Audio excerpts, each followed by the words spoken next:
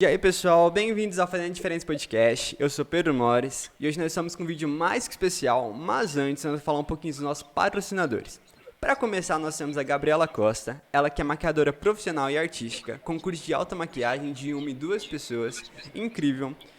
Sigam ela lá no Instagram para ter mais informações, ela com conteúdos sensacionais, que eu tenho certeza que vocês não vão se arrepender. Também, pessoal, nós temos o Evandro Rodrigues, engenheiro civil. Ele que é profissional em analista de terrenos, ele vai te indicar se o terreno é bom ou ruim, posicionamento do sol, com uma novidade incrível aqui na cidade de Orlândia, conteúdos inéditos. Sigam ele lá no Instagram também, que está aqui embaixo, que vai ser incrível. Se você está querendo construir ou reformar, entre em contato com ele, que é a pessoa certa.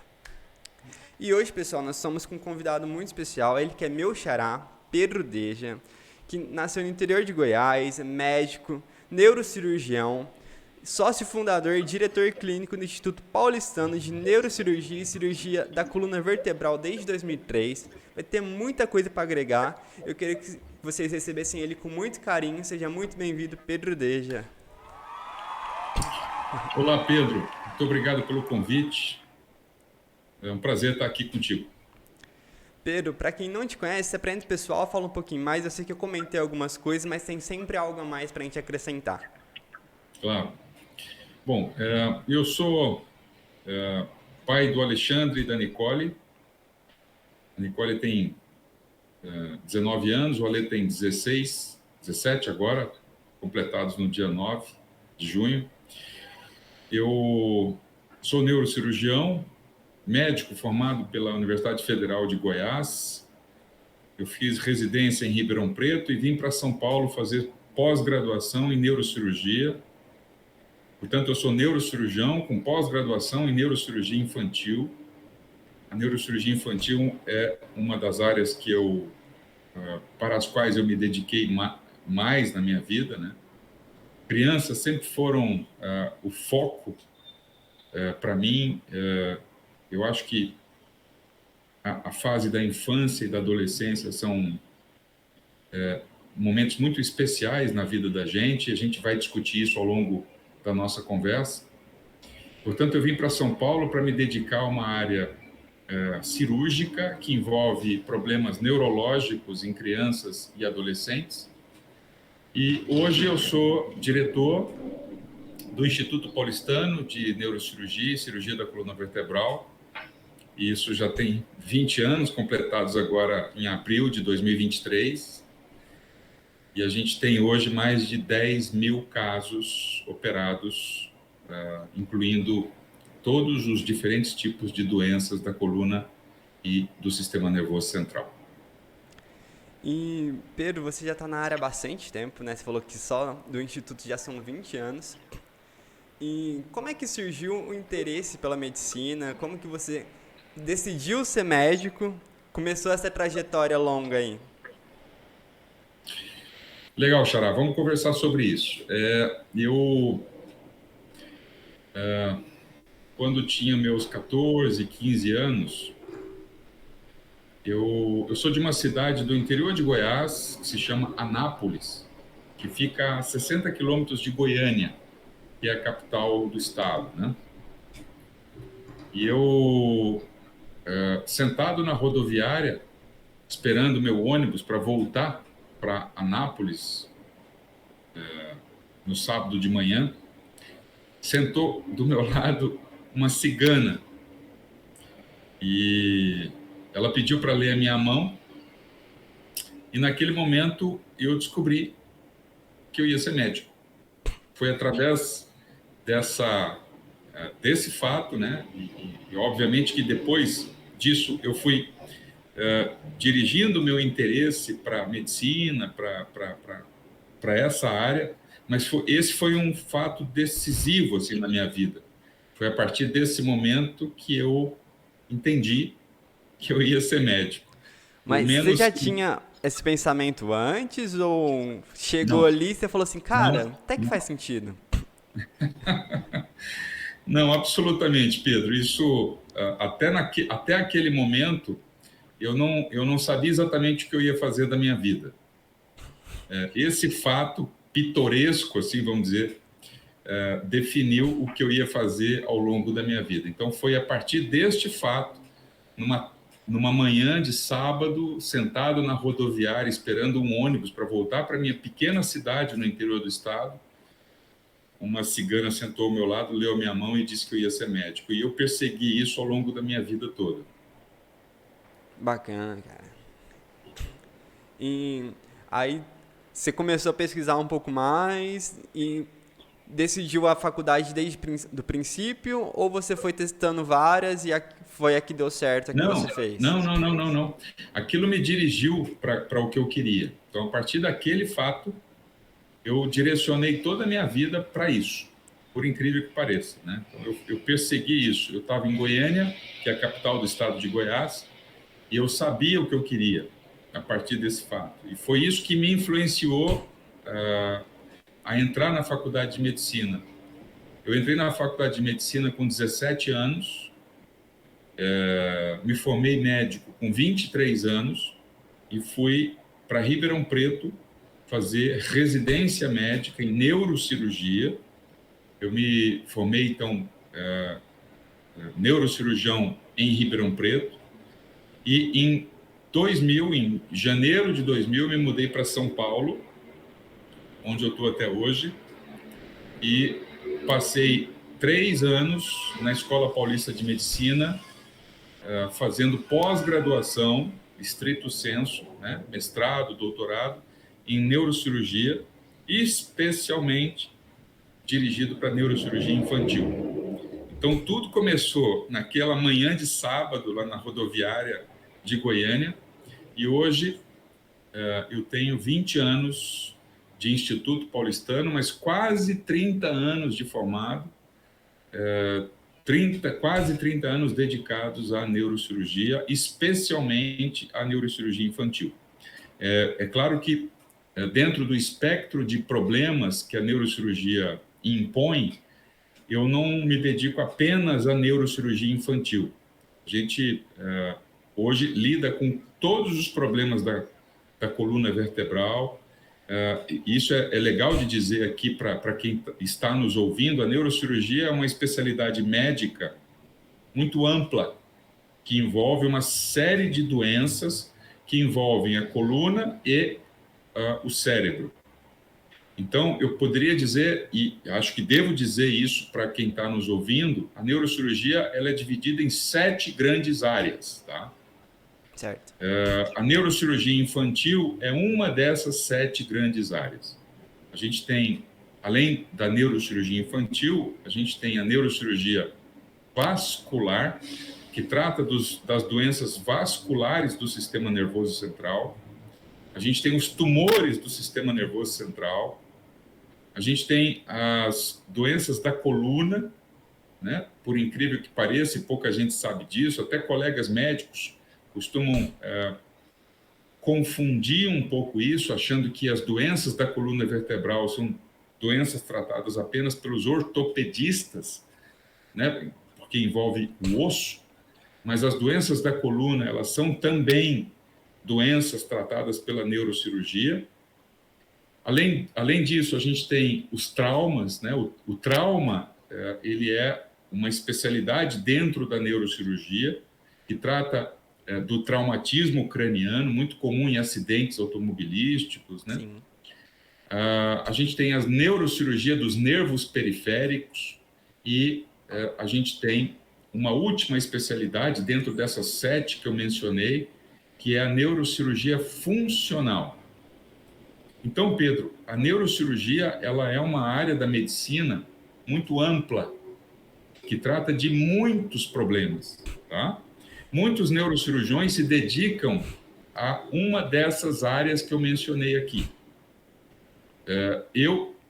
No meu caso, né, eu me dediquei à neurocirurgia infantil, que é uma área que eu persegui ao longo de toda a minha vida, e à cirurgia da coluna vertebral, como, vamos dizer assim, subespecialidades para as quais eu me dediquei muito mais ao longo da minha vida toda.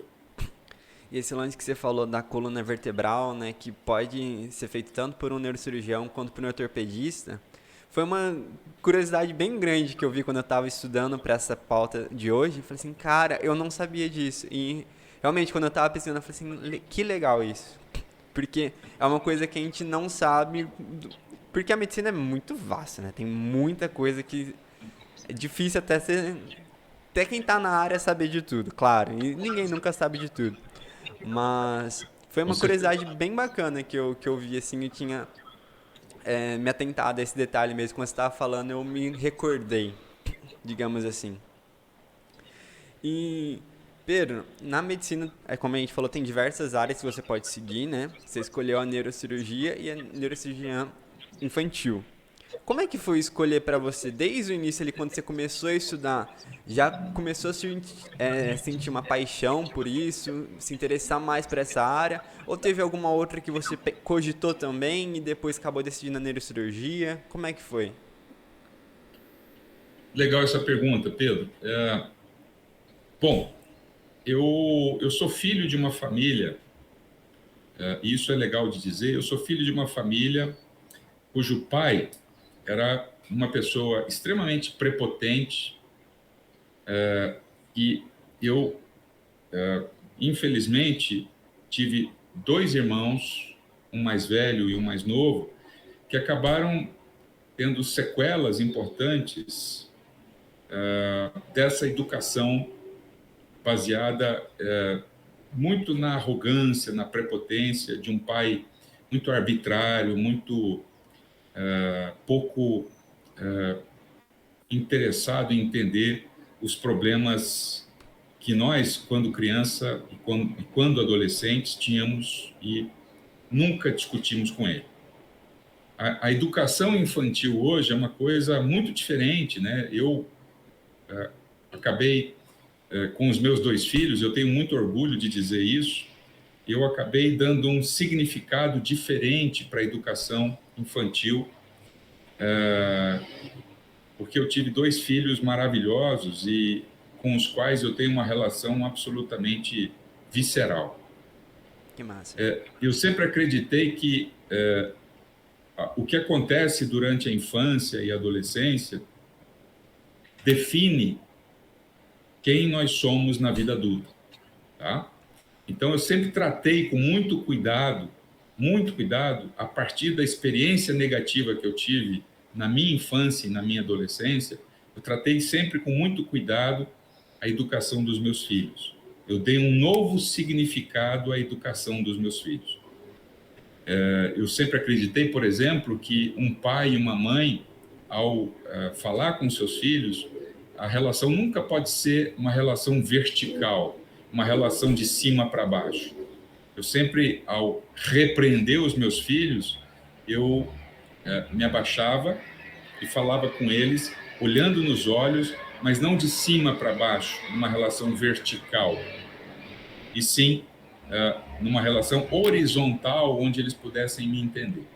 Então, eu sempre tive a preocupação, a partir de tudo que eu vivi na minha infância e na minha adolescência, de tratar os meus filhos e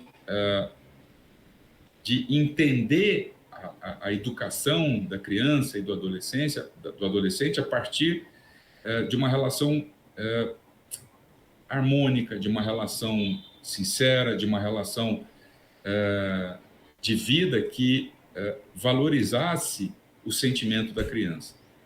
E como eu descobri que eu ia ser médico e eu tinha aptidão para neurocirurgia, eu queria ser um neurocirurgião, eu optei por uma área da neurocirurgia que tinha um pouco de relação com tudo isso que eu acabei de dizer, que é neurocirurgia infantil, né? Sim. Então, eu lido hoje em dia com crianças e adolescentes que estão, obviamente, em fase de desenvolvimento e que, durante essa fase de desenvolvimento, acabam esbarrando em problemas muito graves, muito graves. A neurocirurgia é uma especialidade médica que tem que trata de doenças muito graves, né? Então eu fui ao longo da minha vida procurando cuidar de crianças e adolescentes com problemas neurológicos muito graves. Por algum motivo, eu sempre tive a preocupação de cuidar de crianças e adolescentes, muito em função de tudo aquilo que eu vivi ao longo da minha vida. Cara, isso que você tá falando é tão importante, principalmente nos dias de hoje, sabe? Que a gente vê muito esse olhar que um vizinho vai e visita sua casa, se quebrar alguma coisa, tá tudo bem. Se seu filho quebra alguma coisa, já é a pior coisa do universo, tem que repreender ele da pior maneira. Isso acontece muito, infelizmente, ainda hoje. É, e você ter essa visão realmente no horizontal, que você comentou, assim, é algo extraordinário. Porque poucas pessoas têm esse tato. E isso faz muita diferença na vida das crianças ao longo da sua trajetória, né? Eu vi uma frase dias para trás que falava que a infância é o piso que a gente pisa ao longo da vida toda, a gente vai se apoiando, né? Porque marcas que ficam lá atrás, que não foram saradas direito, é como se fosse um piso que está meio quebrado, desencaixado. Quando você pisa, você sente ali que o negócio não está muito certo.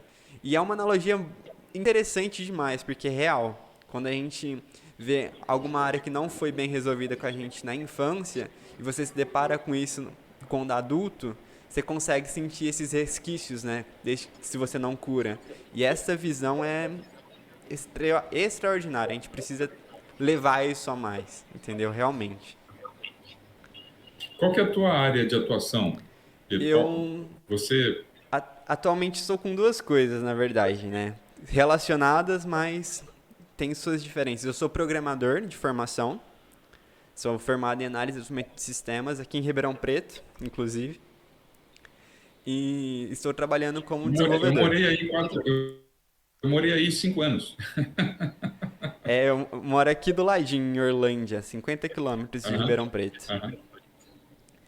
E também estou lecionando numa ETEC aqui em Orlândia, na área da programação também, mas aí já é voltado um pouco mais para a educação, né? Mas tudo se encontrando ali. Então, sou programador de formação.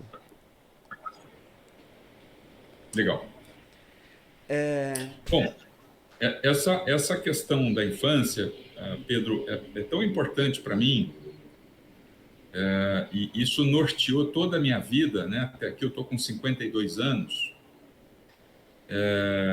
e hoje, depois de 30 anos de medicina, né? O Instituto Paulistano tem 20 anos, a gente completou 20 anos agora em abril, mas eu tenho quase 30 anos de neurocirurgia, de medicina, na verdade, né?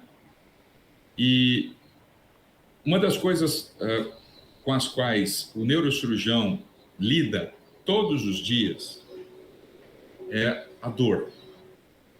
A dor, seja ela qual for, é o dia a dia do neurocirurgião. Nenhum neurocirurgião, ao longo da sua vida, passa um dia sequer sem ouvir a queixa de um paciente com dor. Tá? A dor é uma queixa absolutamente normal no consultório de um neurocirurgião, seja dor de cabeça, seja dor na coluna.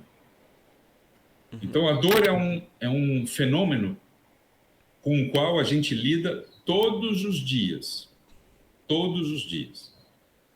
E é exatamente por causa disso que eu fui buscar na psicologia, na arte e na neurociência uma forma de lidar com a dor de uma maneira que eu pudesse entender a dor de cada pessoa a partir da compreensão do que essa pessoa passou ao longo de toda a sua vida.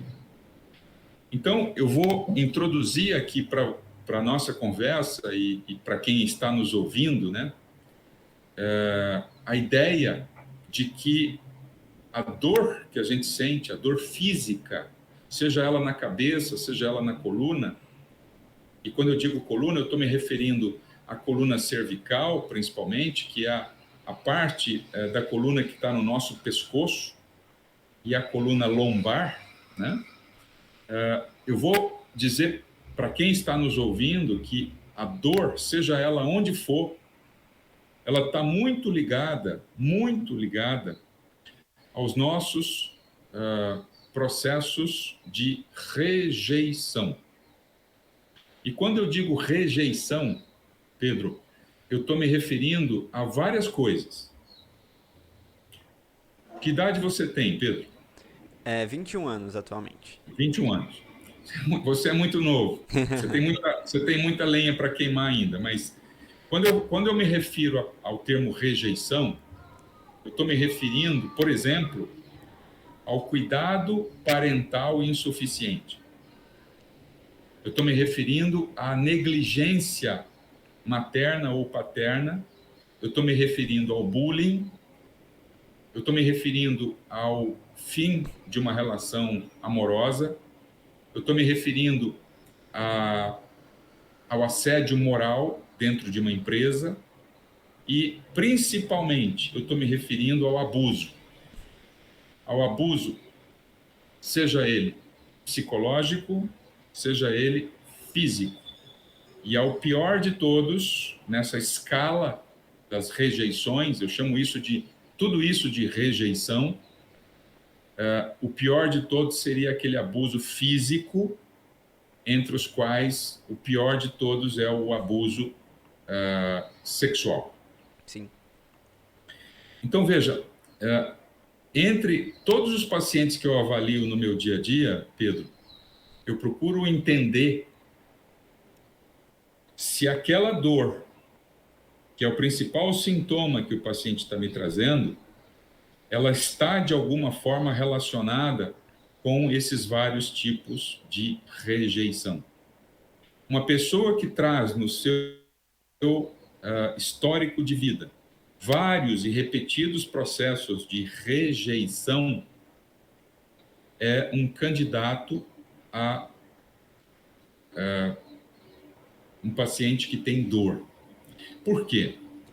Porque a rejeição, ou as diferentes formas de rejeição, todas essas que eu mencionei, elas são processadas pelo cérebro na mesma região em que se processam os afetos ou as emoções ligadas à dor. Então eu lhe pergunto, Pedro, quando você chuta uma cadeira, uma mesa, quais são as sensações que você tem? De dor, você dá uma puxada assim na perna, Dor. negócio Você meio mencionou estranho. uma, dor. Mas você não sente só dor, você sente mais alguma coisa. Quando você chuta o pé de uma cadeira ou a mesa, ou qualquer outra coisa, além da dor, que é uma sensação física, o que mais você sente? Uma agonia ali. Agonia ou raiva. Concorda? Também, real. Puta que pariu, chutei o pé de uma cadeira. Desculpa para quem está nos ouvindo, né? Isso é raiva. Concorda comigo, Pedro, que a raiva é uma emoção? Sim. Olha que interessante isso. A dor que você sente ao chutar o pé de uma cadeira, normalmente a gente sente dor no mindinho, né? Aquele dedo menorzinho, porque é ele que a gente costuma bater na cadeira. Ele gosta Essa de bater na sensação, cadeira. essa sensação dolorosa, ela é processada pelo cérebro numa área que a gente chama de giro somestésico ou giro pós-central. Tá? É essa região do cérebro que processa a sensação de dor, ela também processa outras sensações, como o tato, a pressão, a temperatura. É lá que nós sentimos. Porém, a raiva que você sente ao chutar uma cadeira, que é uma emoção, é um afeto, ela é processada na mesma região do cérebro em que é ou em que são processados os diferentes processos de rejeição. Cara, que Então, massa isso. a raiva, que é uma emoção, que é um afeto, ela é processada na mesma região do cérebro onde são processadas as diferentes formas de rejeição. Como eu já citei aqui, cuidado parental insuficiente, negligência materna ou paterna, bullying, assédio moral, o término de uma relação amorosa ou, pior de tudo, o abuso físico e o pior de todos, o abuso sexual. Todos esses processos de rejeição são processados pelo cérebro exatamente no mesmo lugar onde a raiva ligada à dor é processada. O que tudo isso significa, Pedro? Isso significa que pessoas que passaram por diferentes e repetidos processos de rejeição podem desenvolver quadros de dor. Tá mais agitado ali, né? A parte de dor. Cara, Então, eu tenho muitos pacientes que me trazem a queixa de dor, e quando a gente passa a investigar, quando a gente conversa com esses pacientes, a gente percebe que eles têm na sua história de vida diferentes e repetidos processos de rejeição. O que eu quero dizer com tudo isso? Eu quero dizer que a dor, ela não é resultado única e exclusivamente, no caso que eu citei, né, de chutar uma cadeira, de chutar o pé da mesa, de um trauma. A dor, ela é resultado desses processos de rejeição pelos quais a gente passa ao longo da vida da gente. Então, quem lida com dor, quem lida com queixa de dor, seja qual for a especialidade médica que lida com dor, ela precisa entender que a dor é resultado de uma vida cheia de rejeições. E isso faz com que a gente tenha um olhar muito diferente para esses pacientes. Eu não posso olhar para o meu paciente que me traz uma queixa de dor na coluna cervical e achar que aquilo é resultado único e exclusivamente de um problema na coluna. Eu tenho que olhar para o meu paciente e tenho que entender que a dor que ele traz no pescoço, no ombro, na escápula, e que pode estar irradiando para o braço, ela é resultado também de um longo processo de sofrimento, de rejeição, que acaba gerando muita dor. Eu falo muito. Para você, se você achar que eu estiver falando muito e precisar me corta, tá? não, fica tranquilo. Cara, isso é muito legal de você fazer essa analogia, a gente conseguir ver isso, principalmente um especialista, porque às vezes a gente não tem essa visão, né? A gente acha que é simplesmente a dor física e tudo mais. E até esses dias pra trás eu ouvi uma outra frase que eu marquei também, que fala que quando a gente é pequeno a gente chora muito por dor física e quando a gente cresce a gente chora muito por dor sentimental, né? E acaba que uma coisa liga com a outra. E até que um simples bater o dedo na cadeira, como a gente comentou, na mesa, consegue mudar o nosso humor completamente. A gente nunca parei pra pensar o porquê disso, cara. Então, eu vou te dizer uma coisa agora que é incrível. Olha só. Quando você termina uma relação amorosa, quando você termina um relacionamento... Você tem namorada, Pedro? Sou noivo. Você é noivo. Você já perdeu alguém na sua vida que você amava muito? Já. Não? Sim, aham. Sim. Então, quando a gente perde alguém que a gente ama muito, a sensação que a gente tem, às vezes, é uma sensação de dor. dor física mesmo. O término de uma relação amorosa é, às vezes, acompanhada de uma dor física. É tão dolorido perder alguém que a gente ama, né? Levar um pé na bunda é tão dolorido, e por isso esse termo, né? Não é por outro motivo que a gente usa essa expressão levar um pé na bunda, porque isso transmite uma sensação de dor. Sim. Não é por outro motivo que a gente usa o termo coração partido, porque isso também remete a uma situação de dor. Então, qualquer término de relação amorosa acaba gerando dor, porque o término de uma relação amorosa é uma forma de rejeição. E a rejeição, volto a dizer, é processada pelo cérebro no mesmo lugar onde o afeto ou a emoção ligada à dor é processada. Então, é muito comum quem passa por o fim de uma relação amorosa sentir dor física.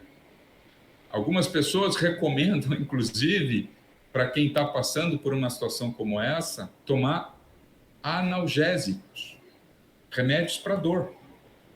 Porque a dor é física, ela não é só uma emoção, ela é física. A gente sente dor física quando a gente perde alguém que a gente ama tanto, né? Quem está nos ouvindo e está passando por essa mesma situação vai entender o que eu estou dizendo. Certamente, quando você perdeu essa pessoa pela qual você era apaixonado, seja qual for o motivo, você também sentiu dor. Só que você não sabia disso. E eu estou te dizendo isso agora, né? Cara, é muito interessante isso e também essa visão humana pra dor também, sabe? De você levar, que não é só a parte de ter problema físico, que também tem, claro, mas que pode ir muito além disso.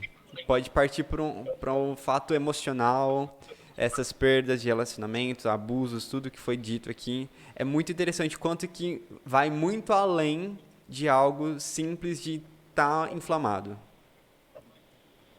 Sem dúvida, sem dúvida. É claro que existe também a inflamação, mas a dor é muito resultado, ela é resultado de todos esses processos. E é exatamente por causa disso, Pedro, que eu fui buscar na arte uma forma de entender melhor o ser humano e uma forma de atenuar, ou diminuir, ou até tratar certas dores que a gente tem na alma, né? Existe um filósofo italiano chamado Piero Ferrucci que diz o seguinte: ele fala que a arte ela pode passar distante da gente, ela pode nos tocar ou ela pode nos transformar. Entretanto, para que a gente seja transformado pela arte, a gente precisa ter o que ele chama de repertório. Nem todo mundo, quando se vê diante de uma pintura, diante de uma música clássica, diante de alguma manifestação artística, é capaz de perceber aquilo como algo bom. E aí eu preciso dizer o seguinte: uma criança que passa a vida inteira ouvindo funk, sem qualquer tipo de preconceito, tá? Ela tem muita dificuldade de entender o que significa um cravo bem temperado de Bach. O que eu quero dizer com isso, Pedro? Eu quero dizer que a arte ela é capaz de nos curar. Sim. De certos problemas, de traumas, de rejeições, mas para que a arte consiga nos curar, é importante que a gente consiga entender a arte. É importante que a gente tenha sensibilidade para entender qualquer forma de manifestação artística.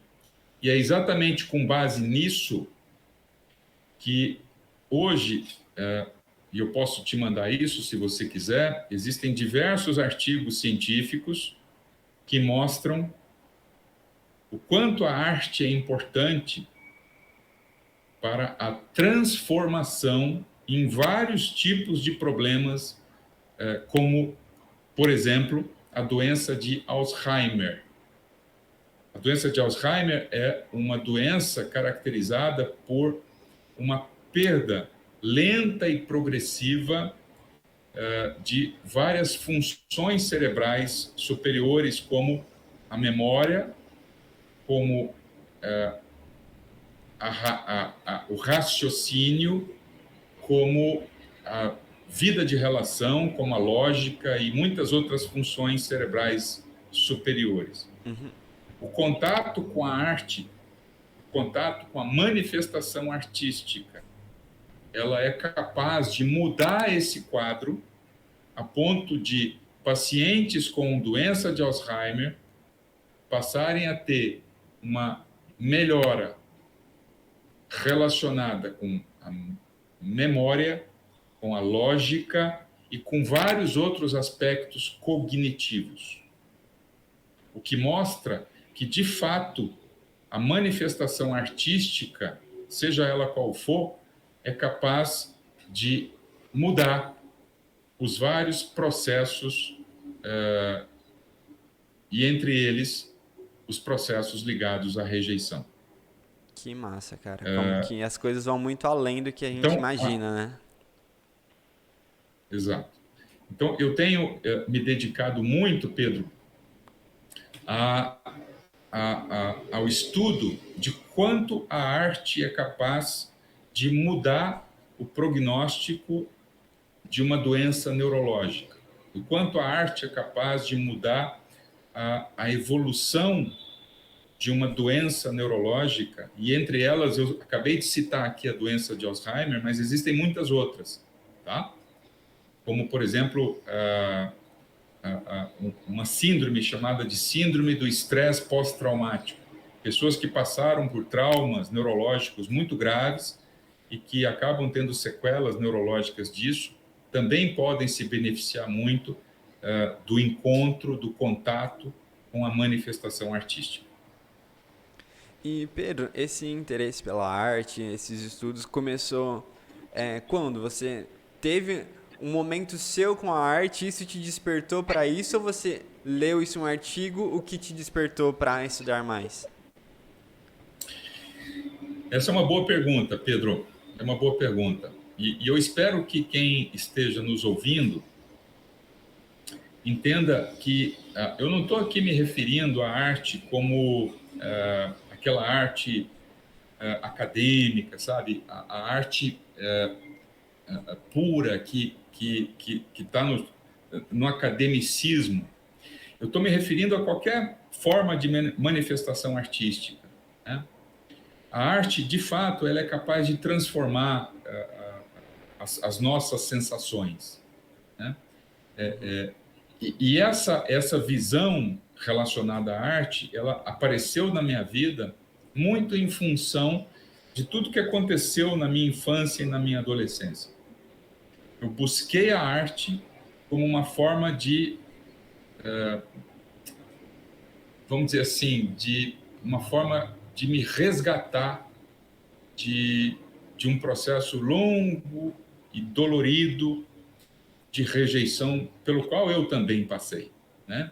Eu sou filho de como eu falei no início dessa entrevista, eu sou filho de um pai que me marcou profundamente em função da forma arbitrária e prepotente com a qual eu fui educado, né?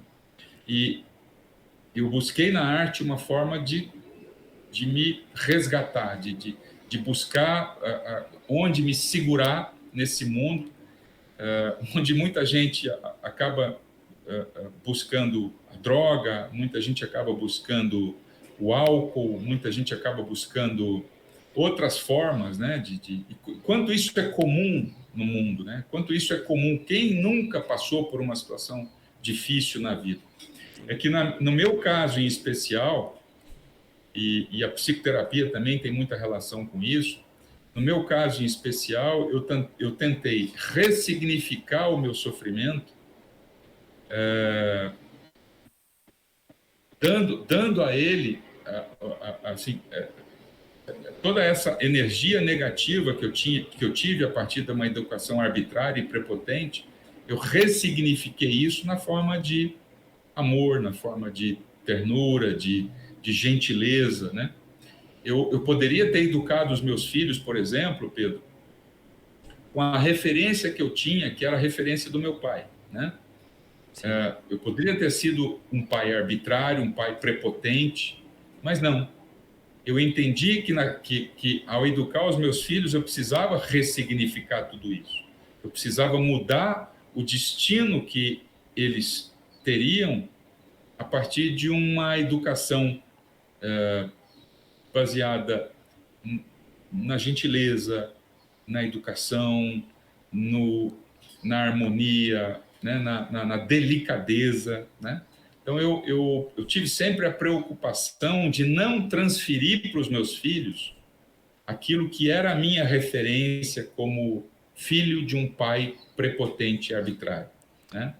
E isso, eu digo isso com muito orgulho, isso fez com que os meus filhos se transformassem em pessoas plenas, em pessoas reais, em pessoas para as quais eu dei uma base, e hoje são pessoas que são plenas, sabe?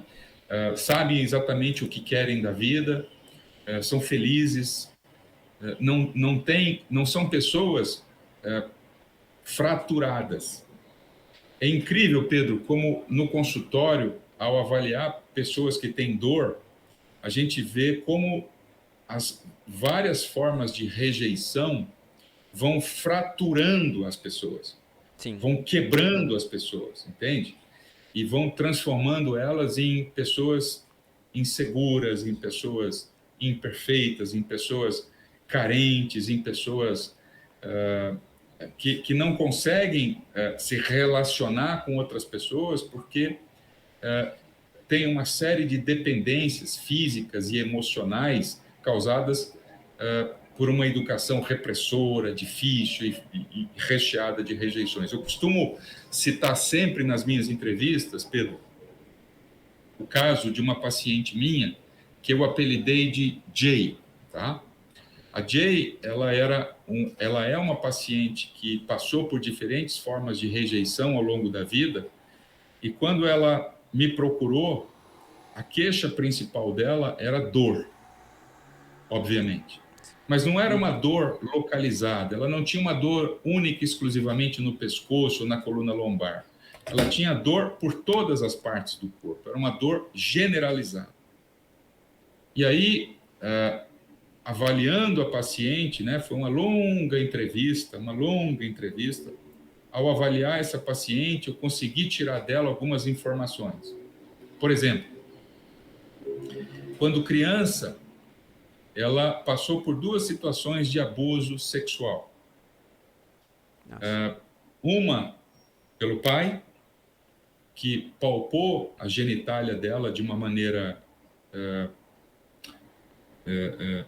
incorreta, e de um vizinho que mostrou os genitais para ela. E é interessante que o abuso sexual, inclusive do ponto de vista legal, Pedro, não precisa envolver a conjunção carnal. O abuso sexual, o estupro, por exemplo, ele não é o resultado da conjunção carnal. Eu não preciso ter a penetração para que hoje a lei prevê, a lei que o crime de estupro, ele prevê única e exclusivamente o contato sexual, seja ele a conjunção carnal, seja ele a intenção de algum ato libidinoso. Eu não preciso ter conjunção carnal para se caracterizar como crime de estupro. Tá? Então, essa menina passou, quando criança, por 2 situações de abuso sexual. Ela perdeu o contato com a mãe, porque a mãe era alcoólatra, e foi morar na casa dos avós. Na casa dos avós, essa menina, ela também passou por um abuso sexual do avô. Nossa. E era tratada pela avó da maneira mais humilhante possível. A avó a fazia ali no dia a dia, ela atribuía a ela todos os serviços mais humilhantes possíveis. Por incrível que pareça, essa menina, a Jay, ela conseguiu entrar numa faculdade onde ela sofreu bullying, terminou a faculdade, procurou um emprego, e no emprego ela sofreu um processo de assédio moral. Então, quando essa paciente chegou até mim, ela chegou da forma mais fraturada que alguém pode chegar. Ela não conseguia concatenar as ideias, ela não sabia exatamente quem ela era, ela tinha dor em todas as partes do corpo,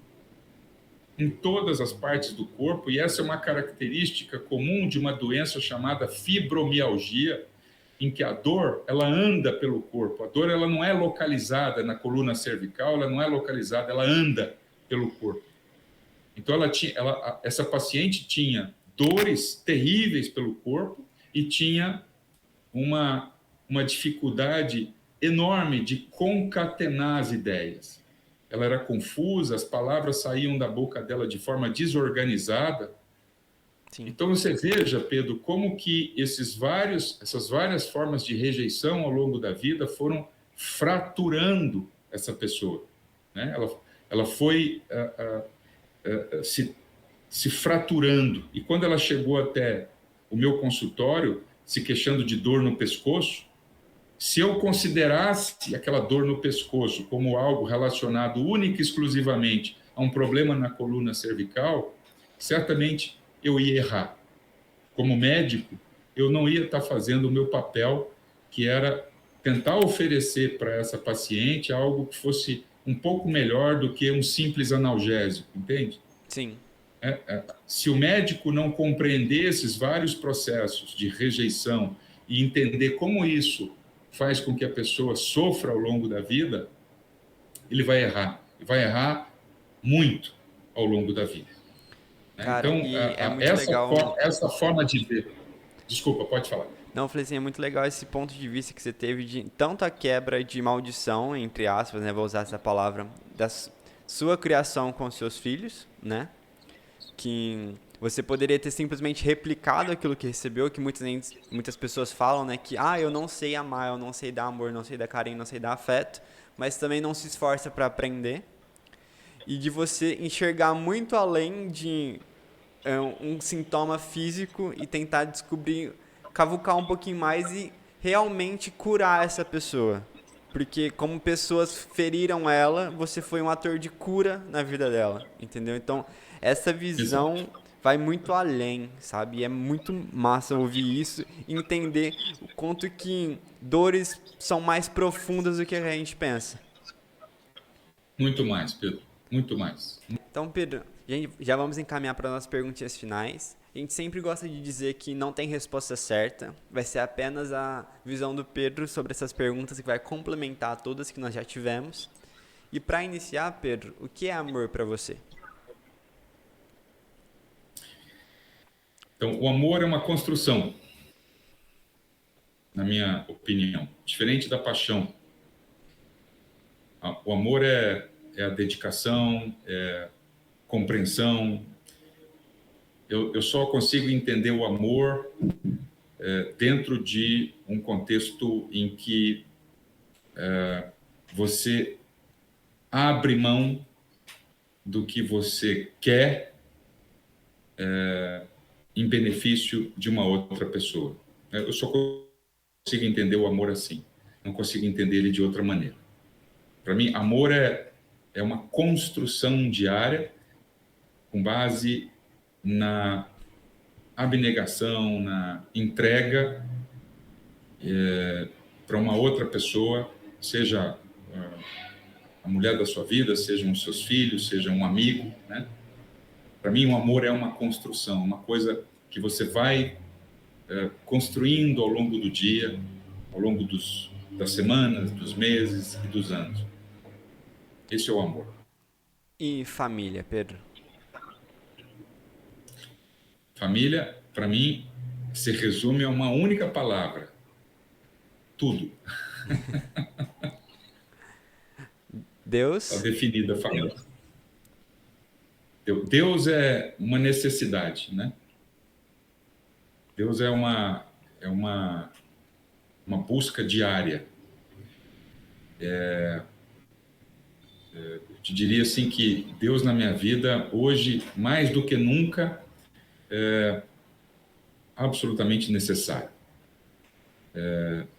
Não só nos momentos ruins, mas em todos os momentos. Ele cerca a minha vida hoje, fazendo com que tudo na minha vida tenha sentido. Se há alguma coisa que faz com que a minha vida tenha sentido, é Deus. E duas perguntinhas especiais aqui para você hoje. Se o Pedro não fosse neurocirurgião, o que o Pedro seria? Se eu não fosse neurocirurgião, seguramente eu estaria em Portugal produzindo uva e vendendo vinho. Por essa eu não esperava. É isso que eu seria. E, Pedro, o que teria escrito na sua lápide para encerrar as perguntinhas? Morreu amando a família. Muito bonito.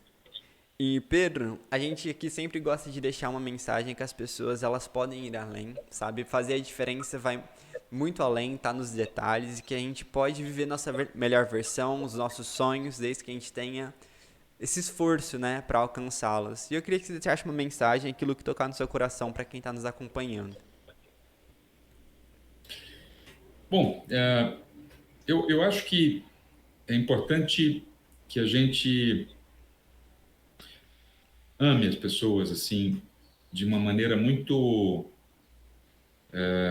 sincera, sabe? Eu vejo que o mundo de hoje ele é um mundo muito superficial, em que as pessoas não têm mais relações profundas. Eu acho que eu não viveria se eu não conseguisse estabelecer com as pessoas que me cercam relações muito profundas, muito sinceras e permeadas de muito amor. Eu acho que isso é transformador. Eu acho que se há alguma coisa nesse mundo que é capaz de transformar, como eu já falei durante a entrevista, é o amor, a família e a arte. Sem esses valores, Pedro, a vida não faz sentido, né? E Deus está acima de tudo isso, tornando tudo isso possível. Que bacana, cara. A gente queria te agradecer bastante aqui em nome de toda a família Fazendo Diferença Podcast pelo tempo que você cedeu para estar aqui conosco. Espero que você tenha curtido tanto quanto a gente, pessoal que nos acompanha. Sim, foi sensacional mesmo. Muito obrigado a você, a Samantha que nos conectou, né? Forte abraço, Samantha. Obrigado mesmo de coração. Eu queria te agradecer muito, tá? Além de tudo, você é uma pessoa muito... Eu passaria um dia inteiro conversando contigo. Que massa, cara. Né? Não seja por isso, A a gente gente teremos outras oportunidades, em nome de Jesus. Tá bom. Um beijo, muito obrigado pela oportunidade de estar aqui falando sobre o que eu faço e como eu penso o mundo, a vida e as pessoas, tá? Muito obrigado. Só aguarde um segundinho que a gente vai tirar uma foto oficial, beleza? Tá bom. Pessoal, você também pode fazer diferença conosco, curtindo, comentando, se inscrevendo no nosso canal, seguindo a gente lá no Instagram. O Instagram do Pedro também vai estar aqui embaixo, pessoal. Não deixe de segui-lo, acompanhar o trabalho dele e venham fazer diferença conosco. Tchau, tchau.